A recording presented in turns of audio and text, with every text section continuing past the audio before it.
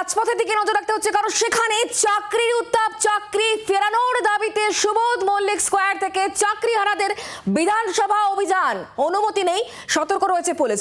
আমরা বিষয় নিয়ে আরো জানবো, কথা বলবো। অয়ন ঘোষাল এই মুহূর্তে আমাদের সঙ্গে রয়েছেন, প্রতিনিধি সরাসরি। অয়ন, কি ছবি এই মুহূর্তে?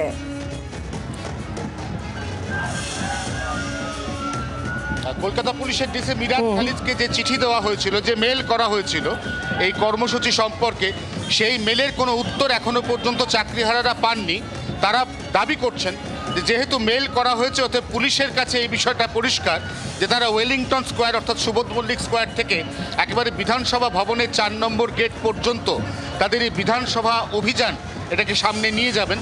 তবে পুলিশের যেটা এখনো পর্যন্ত সূত্র মারফত খবর, সেটা হচ্ছে ডরিনা ক্রসিং ক্রস করার ঠিক অব্যবহিত পরে, অর্থাৎ ধর্মতলাতে রানী রাসমণি অ্যাভিনিউর যে ক্রসিং, সেখানে গোটা মিছিলটাকে আটকে দেওয়া হবে।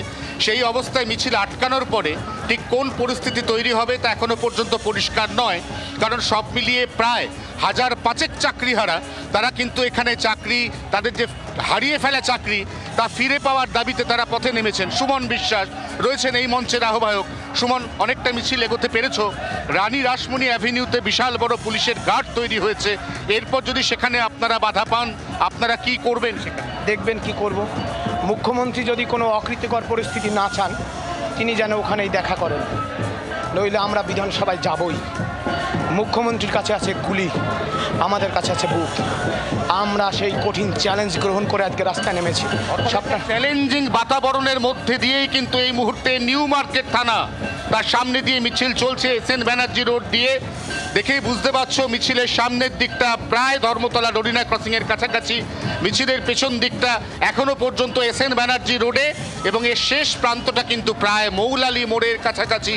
অর্থাৎ যথেষ্ট বেশি সংখ্যক শক্তি, যথেষ্ট সাংগঠনিক শক্তি নিয়ে চাকরিহারাদের এই মঞ্চ, তার সঙ্গে সংগ্রামী যৌথ মঞ্চ, তারা কিন্তু একই সঙ্গে এই বিধানসভা অভিযান করার লক্ষ্যে পায়ে পায়ে এগিয়ে চলেছে। এবং যেমনটা এই মঞ্চের আহ্বায়ক নেতা সুমন বিশ্বাস জানাচ্ছেন, যদি তারা কোথাও বাধা পান তাহলে কোট আনকোট অপ্রীতিকর পরিস্থিতি তৈরি হতে পারে।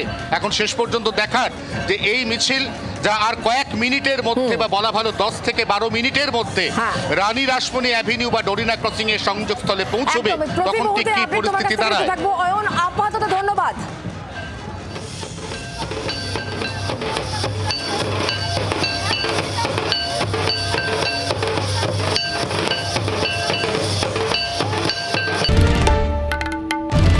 বাংলার আওয়াজ, বাঙালির আবেগ, জি 24 ঘন্টা।